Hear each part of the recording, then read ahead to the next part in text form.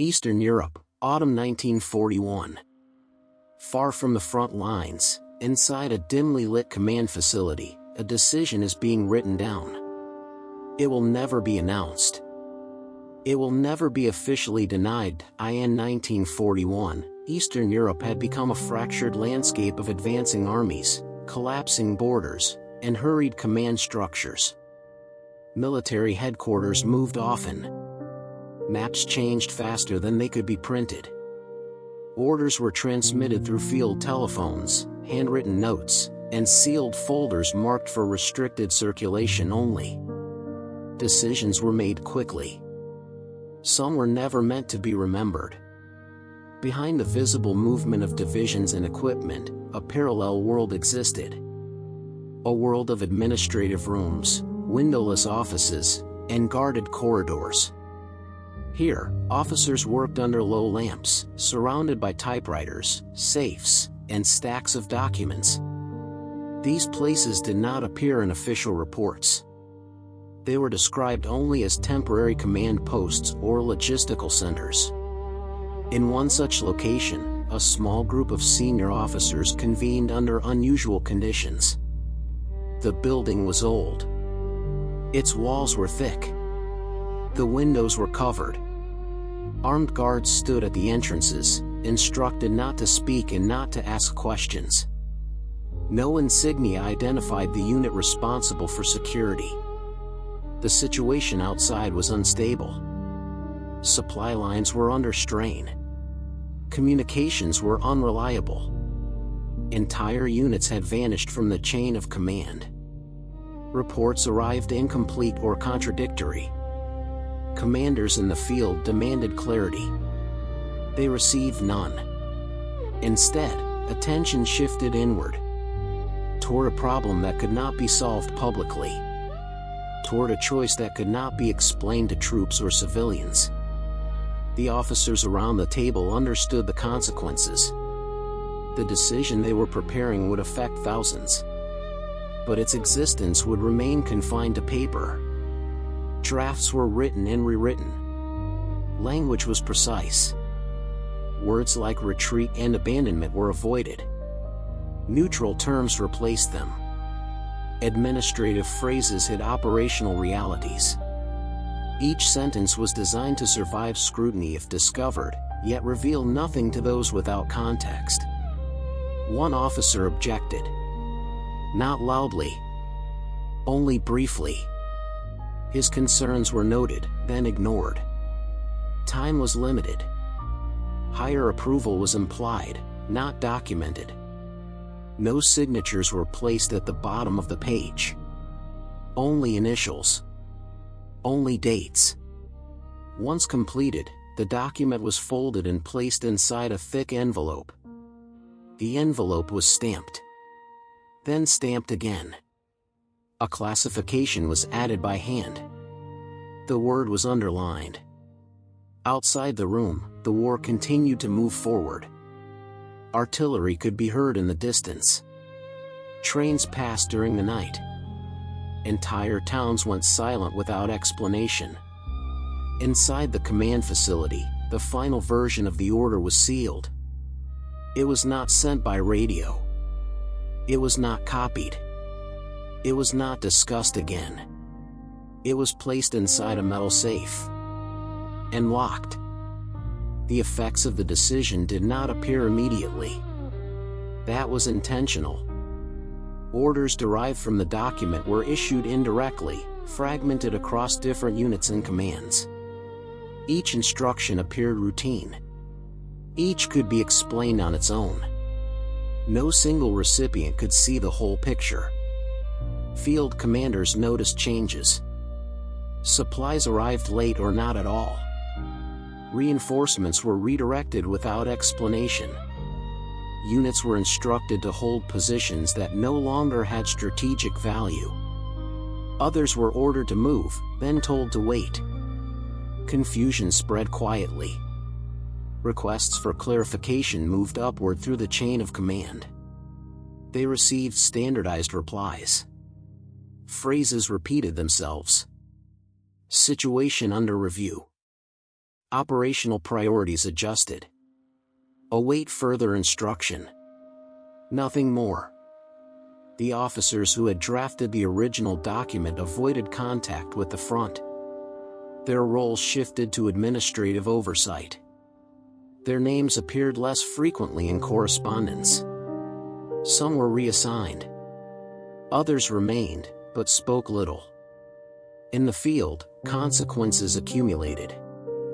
Isolated formations were left without support. Routes that once allowed withdrawal were closed or repurposed. Units adapted as best they could, relying on local decisions rather than central guidance. Losses were reported, then stopped being reported at all. In one sector, an entire command element ceased transmitting.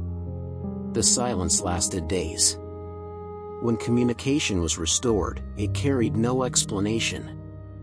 Only a brief acknowledgement. No inquiry followed. The document remained untouched, stored behind steel. Its existence known only to those present at its creation. Even they stopped referring to it directly. It became an understood absence. A reference never spoken. As the months passed, the operational landscape shifted again. New priorities emerged. New crises demanded attention. The decision locked away in the safe no longer aligned with the visible direction of the war. That made it dangerous. One night, the contents of the safe were reviewed. Not to revise them, only to confirm their presence. The envelope was removed, inspected, and returned. A note was added to the registry. Minimal. Vague. Later, when the facility was evacuated, the safe was not emptied. There was no time, or no instruction. It was sealed and left behind. Records of the building's function were altered. Its designation changed. Its role reduced to a footnote. The officers dispersed. Some returned to active command. Others disappeared into staff positions. A few were never mentioned again. The decision continued to exist, but only on paper, and only in silence.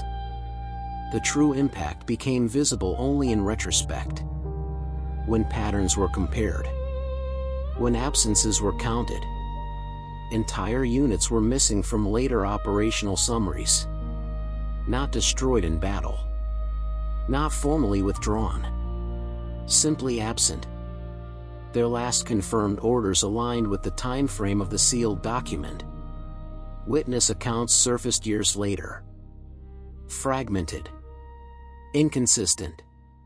Soldiers described waiting for instructions that never arrived. They described being ordered to hold positions without support. They described sudden abandonment. No single testimony explained everything. Together, they suggested a deliberate withholding.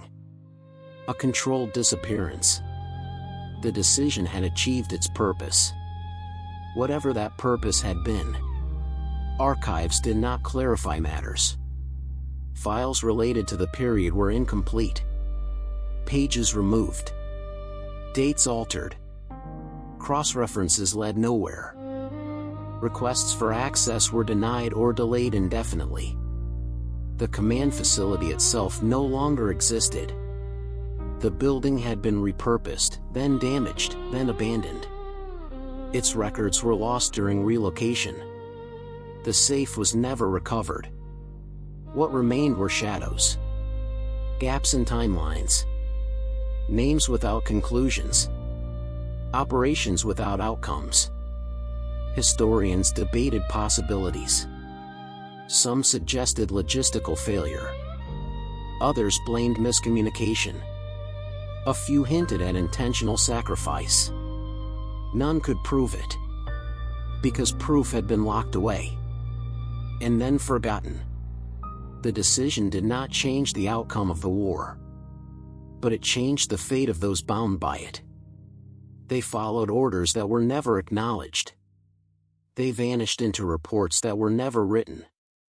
And the document that defined their fate remained buried. Unread. Unreferenced. Undisturbed. The war continued to move forward. Front lines shifted. New orders replaced old ones. The decision remained behind. Locked. Unspoken. Those who had written it were reassigned or absorbed into larger structures. Their names appeared less often. Then not at all. Some survived the war. Some did not. None ever referred to the document again. Not in reports. Not in memoirs. Not in interviews. Units affected by the decision ceased to exist as coherent formations. Their numbers were redistributed on paper. Their losses were folded into broader statistics. No single event marked their end. No clear date. No final engagement. Only a gradual disappearance from records. Families received no explanations. Inquiries were redirected. Files were missing. Answers were delayed. Then denied. In time, even the questions stopped being asked. After the war, archives were reorganized. Entire collections were relocated. Some were classified. Others were declared incomplete. Documents related to the period showed gaps. References without attachments. Decisions without authors. Orders without origins. The sealed document did not reappear. The building that once housed the command facility changed hands. It was repaired. Then neglected. Later damaged. Its purpose faded from memory. No plaque marked its role.